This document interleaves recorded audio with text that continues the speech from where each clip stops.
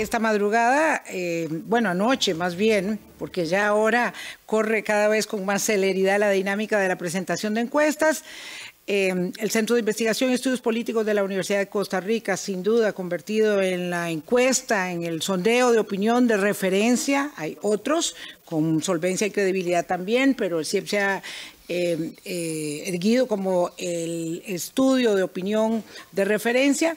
Publicó los últimos datos, son los primeros del 2022 y ellos nos habrán de llevar de la mano con una medición muy, digamos, continua de aquí a lo que falta de las elecciones. Vamos a presentar entonces algunos de los gráficos de esta encuesta y nos acompañan para el análisis Jesús Guzmán, que es miembro del equipo del Centro de Investigación y Estudios Políticos, y Mario Quiroz, estratega político que también está en el mundo de la elaboración y del seguimiento de los datos de la opinión pública. Muy buenas noches a ambos. Jesús, ¿qué tal? ¿Cómo estás? Gracias por volver al Zoom electoral. Muy buenas noches, Vilma, Ernesto, Álvaro y a Mario, y a todas las personas que nos siguen desde su hogar. Muchas gracias por la invitación. Un gusto también repetir con Mario Quiroz aquí en Zoom electoral. Buenas noches, Mario. Muy buenas noches a todos ustedes y muy buenas noches a todos los que nos ven en las casas. Y un gusto de nuevo con mucho material hoy, la verdad. Mucho material, muchos debates, entrevistas y por supuesto los sondeos de opinión. Vamos a la primera gráfica, don Carlos, por favor, que es la que muestra lo que tradicionalmente, aunque a algunas personas no les gusta, la denominación de la carrera de caballos. Pero bueno, este es un término acuñado en los Estados Unidos y así es como lo hemos replicado. Este es el primer gráfico que es intención de voto, que por supuesto es el que siempre llama mucho la atención en el sondeo de opinión y nos presenta esa primera intención con don José María Figueres en el lugar de preferencia con 17 puntos, doña Linet Saborío con 13, don Fabricio Alvarado con 9, José María Villalta con 6 y don Rodrigo Chávez con 5 puntos. Pues evidentemente la primera consideración, Jesús y Mario, es esta gráfica respecto del momento que nos dice. Y ahorita vamos a ver el comparativo anterior, pero esta gráfica, ¿qué nos dice de enero, perdón? Jesús. Este esta gráfica nos dice varias cosas importantes, pero yo creo que la más importante es cómo han habido muy pocos movimientos en este último mes, pensando precisamente en el tema de la última encuesta, fue a mitad de diciembre, se publicó el 15 de diciembre. Un mes después, prácticamente la ciudadanía está usando un término un poco coloquial, estacionada, es decir, no han habido grandes movimientos en cuanto a la intención de voto y más bien la ciudadanía está todavía esperando que haya algún elemento o algún evento o alguna información o algún suceso que pueda hacerle cambiar su simpatía partidaria. Si vemos, don José María Figueres ha estado punteando en las encuestas prácticamente desde el mes de agosto, estando ahí de primer lugar con aproximadamente entre un 17 y un 20%, al igual que doña Linet, sí subió o tuvo un aumento en los primeros meses de la campaña, pero ya se ha, por así decirlo, quedado ahí en ese 13, 14%. Y también don Fabricio, que en don Fabricio sí se puede ver un leve aumento en su intención de voto de diciembre a ahora, 2 puntos porcentuales. También la misma tendencia vemos en don José María Villalta y don Rodrigo Chávez, es decir, no han habido en este gráfico por lo menos de intención de voto grandes cambios y grandes movimientos en las tendencias que habíamos visto en el mes de diciembre pasado. Ya vamos a incorporar a Mario en la conversación porque estamos corrigiéndole el audio, pero vamos a mezclar de una vez, don Carlos, nuestro realizador, el cuadro número 2 para que en efecto, tal como Jesús lo está planteando, podamos ver, digamos, cuál es la evolución y por qué don Jesús dice que está parqueados. En diciembre, don José María Figueres tenía 17 y ahora está exactamente igual. Doña Linet tenía, vamos a ver, 15 y ahora está en 13. Espero que no me juegue una mala pasada a la vista. No, don Fabricio tenía 7, subió a 9. Don José María Villalta, gracias compañeros por traerme la gráfica hasta acá. Don José María Villalta de 7 pasó a 6 y don Rodrigo Chávez de 6 a 5. Ahora sí, don Mario Quiroz, su lectura de esta no evolución de la intención de voto. Sí, tres conclusiones importantes saco yo de este informe que todos esperábamos con tanta ansiedad. Uno, evidentemente sigue siendo el tema de los indecisos clave. Jesús me puede corregir en el dato, pero creo que a hoy, en comparación con hace 4 años, tenemos un 16% más de indecisos. Eso dice mucho de cómo se está comportando el electorado. Segundo, tenemos una suerte ahora lo hablaba fuera de cámaras con Álvaro, casi que tal vez tenemos 4 o 6 semanas en que parece que la elección se congeló, siendo lo que más está congelado esos indecisos, y ya estamos a 2 semanas, ¿verdad? Sí. Y de parte derivado de las campañas, tampoco se ve mucha reacción con respecto a estos números que uno pudiera inferir que tengan un efecto inmediato y que hayan que variar. A mí no me extraña la variación, porque tampoco es que hayamos visto muchísimo de parte de las campañas para que ocurran variaciones importantes. Esperaríamos que con los debates tal vez se muevan algunos números, pero a hoy los números no extrañan. Don Mario estaba hablando de indecisos. Pongamos el siguiente cuadro precisamente para ver cuál es la diferencia entre que haya muchos indecisos, pero que al mismo tiempo haya mucha determinación de ir a votar. Esta a mí me entusiasma porque soy muy entusiasta de acudir a las urnas, y me parece que está en nuestro ADN ir a votar aún con los signos de interrogación tan grandes que tenemos en la campaña. Entonces, don Jesús y don Mario, de ir a votar, eso sí estamos seguros, don Jesús. Sí, claro. Comentemos ese gráfico, que ahí está. En este caso sí hay una gran intención de la ciudadanía de ir a votar, de asistir a las urnas, y eso, si comparamos, en el CIEV hacemos una triada de preguntas clásicas para medir intención de voto. Preguntamos a las personas si planean ir a votar, sí o no. Un 83% nos dice que sí va a ir a votar. Entonces, de ese 83%, si vemos las personas que están totalmente decididas o algo decididas a ir a votar, concluimos que hay un 68% de personas que podríamos decir que es una participación dura, que son las personas que están muy decididas a ir a votar y que tienen ese convencimiento de ir a votar. Si preguntamos a toda la muestra de las personas su disposición de ir a votar, era el gráfico que veíamos anteriormente en pantalla, donde un 71% está totalmente decidido a ir a votar. Eso de toda la muestra, ¿verdad? Entonces, es un número... Carlos, ponelo para que lo pueda ver junto con la pantalla de Jesús, claro. Es un número alto de personas que están con un nivel alto de decisión de ir a votar. Es un poco más, inclusive, la participación histórica. Evidentemente, estas personas, algunas en algún momento pueden tener alguna situación que les impida votar, pero podríamos estar que en este momento, si bien es cierto, hay una gran indecisión, una gran incertidumbre sobre por quién votar, tanto para la presidencia de la República como para la Asamblea Legislativa, lo que sí podemos decir es que las personas, esa indecisión no se ha trasladado a una indecisión de si ir a votar o no, sino más bien si hay una alta decisión de ir a votar el próximo 6 de febrero. Hay un núcleo duro, Mario, que dice: yo definitivamente no me muevo en cualquier circunstancia, y ese digamos, reducto siempre lo hemos tenido, pero una cantidad muy significativa de gente, como dice Jesús, que sí quiere ir a votar. Sí, yo creo que igual en la misma nota optimista que terminamos la semana pasada, yo creo que hay que definitivamente celebrar que, a pesar de este creciente número de indecisos, siempre la gente quiera participar de un proceso democrático que es casi que único, el costarricense, que tengamos la oportunidad, hoy lo pensaba, de tener debates, de que haya entrevistas a los candidatos y de que podamos de verdad vivir esta fiesta democrática, tal vez muy distinto a la fiesta democrática que vivíamos hace muchos años, ¿verdad? En otras épocas, pero una democracia que se vive de distinta manera y que tenemos que valorar mucho. Vamos a ver el siguiente cuadro. Está la determinación de ir a votar, que aunque haya COVID, vamos a ir a votar. En caso de alza de casos de COVID, 64.5% dice voy a votar. En caso de síntomas de gripe o COVID,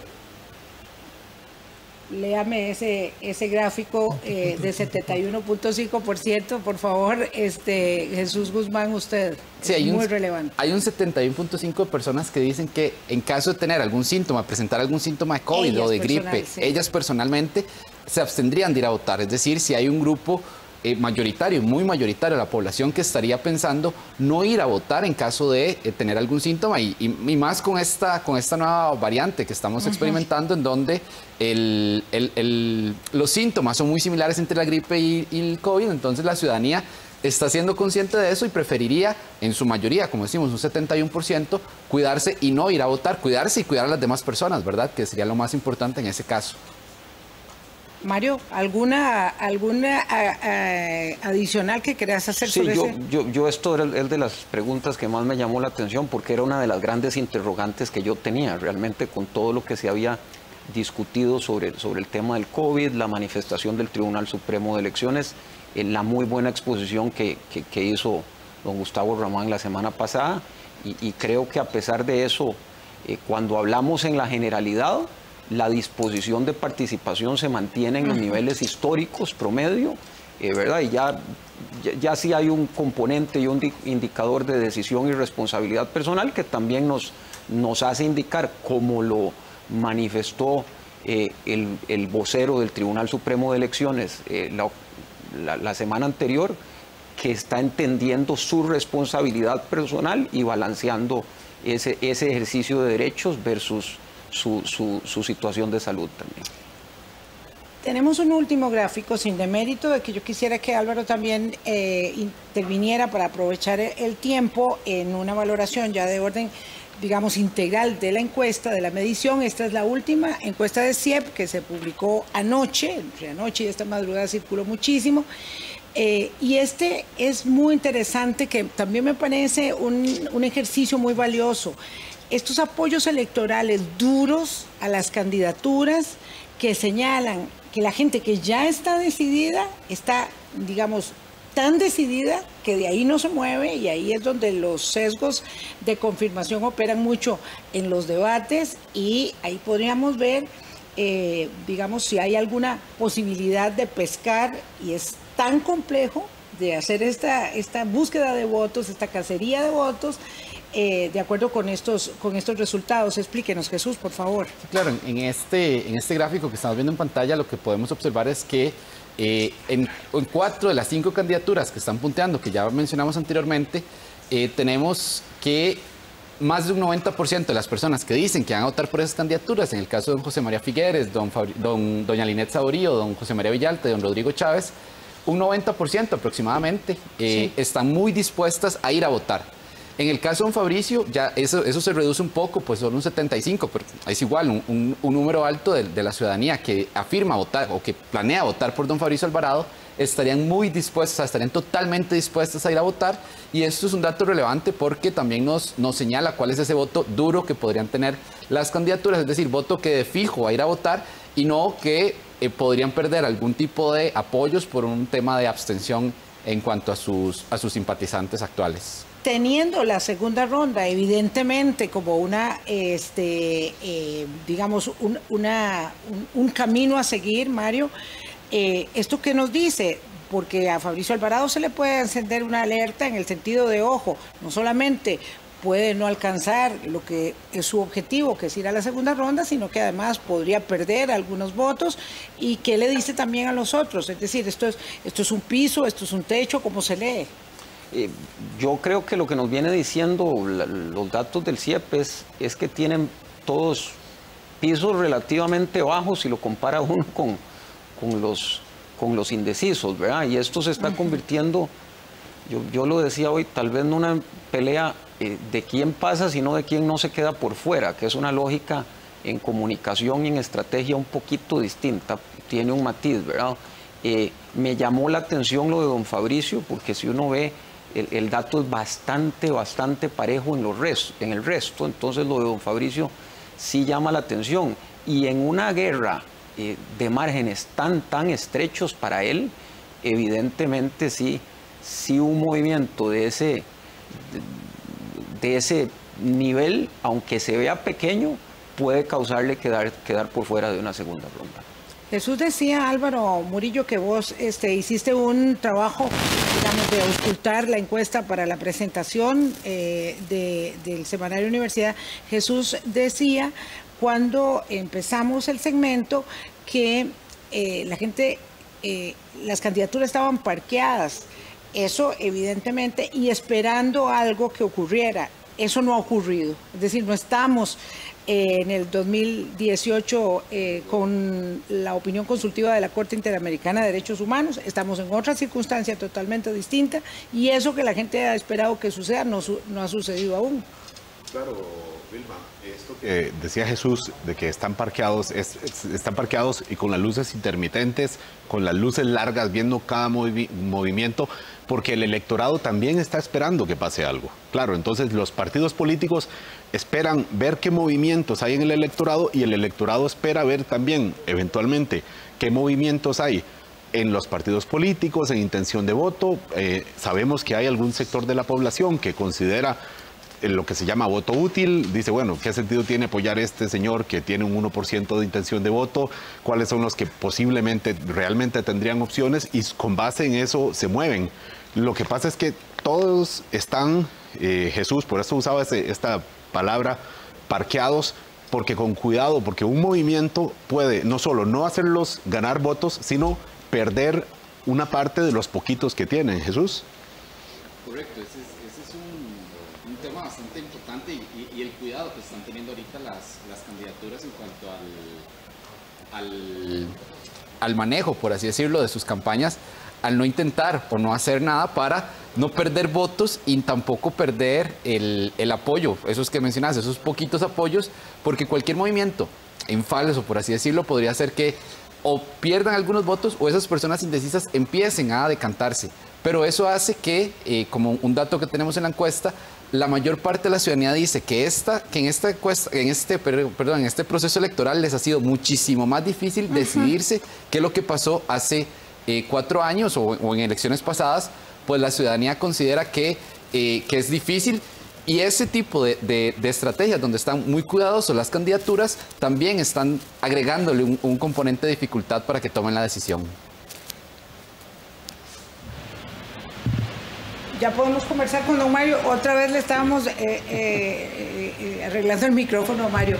Mario, si este nivel de incertidumbre e indecisión se mantiene, la encuesta de CIEP, aunque ese gráfico no lo tenemos a mano, pero viene en la encuesta, señala que es imposible acercarse, digamos, con algún nivel de precisión por los indecisos a, digamos, lo que podría ser el tablero legislativo de la elección de febrero. Sí, así es. Yo creo que todavía falta mucho y si tomamos la experiencia de las elecciones anteriores, de las 2 anteriores, en estas 2 semanas puede pasar mucho. Y sí hay una correlación evidente, sobre todo en los partidos de corte nacional, entre su votación para presidente y su votación para diputados. Hay algún factor de correlación y a cómo están las cosas, también el tablero de la Asamblea Legislativa, doña Vilma, como dice usted, puede cambiar muchísimo de aquí al 6 de febrero. Me parece que viendo los datos del CIEP, a mí la conclusión que me da es que si uno ve ese estancamiento o el parqueo del que hablan Jesús y Álvaro, hasta aquí dieron las estrategias de campaña para eso. Para eso fue lo que dieron. Ahora, ¿qué va a pasar en estas 2 semanas? La gran pregunta. Álvaro quería agregar algo más. Claro, es que el foco, Vilma, Jesús, Mario, ustedes en sus casas que nos ven, el foco está en ese gran bolsón de población indecisa que no es un grupo de indecisos, que son muchos grupos de indecisos con distintas características, a pesar de que predominen, a juzgar por el estudio de opinión del CIEP, predominen mujeres y jóvenes, personas menores de 34 años.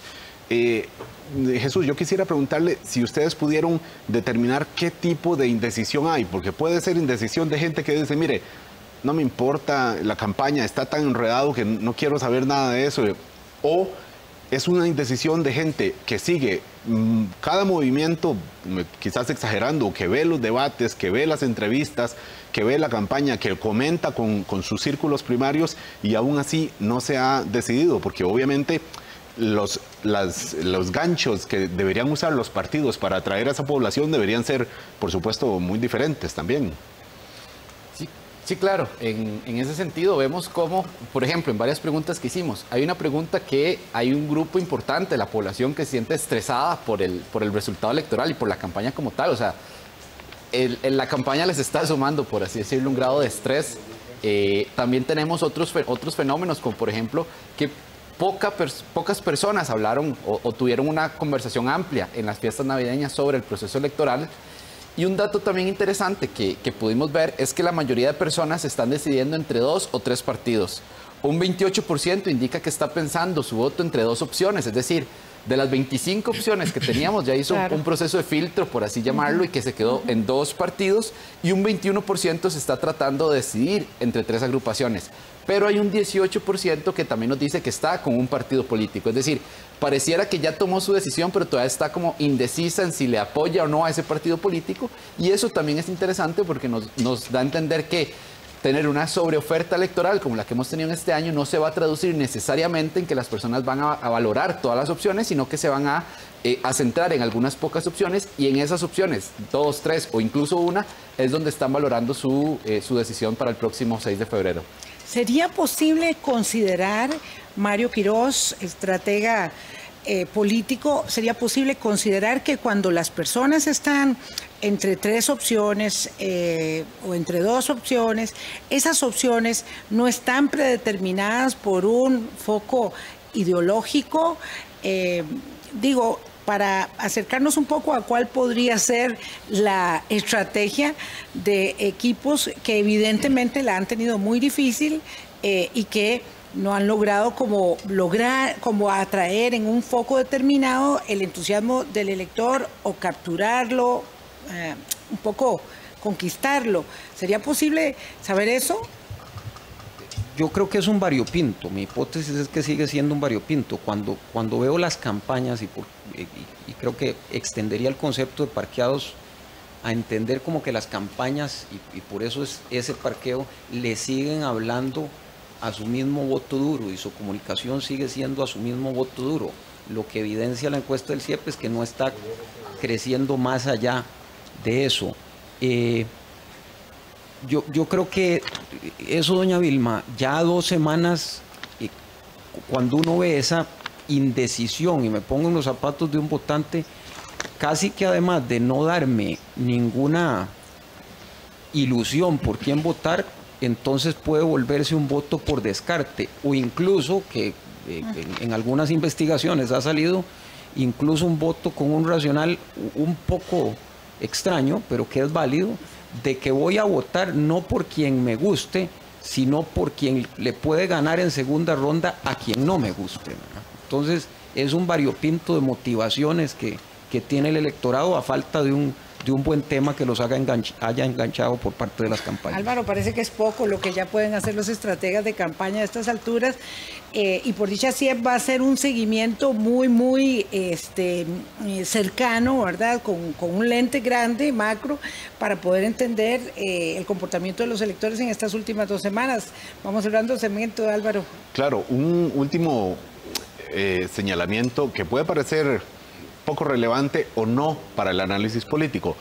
¿Cuáles fueron los 2 partidos que hace 4 años fueron a la segunda ronda? Los partidos, Partido Acción Ciudadana y Partido Restauración Nacional.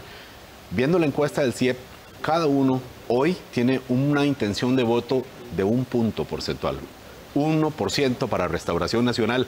Recordemos, ya el candidato no es, por supuesto, Fabricio Alvarado, sino que es Eduardo Cruikshank, y el candidato del Partido Acción Ciudadana es el diputado Welmer Ramos. Pero a juzgar por las banderas, por los partidos políticos, si es que eso importa para alguien todavía, no deja de ser llamativo que entre esos 2 partidos que se disputaron el poder hace 4 años, hoy tienen un 2% en esta encuesta CIEP.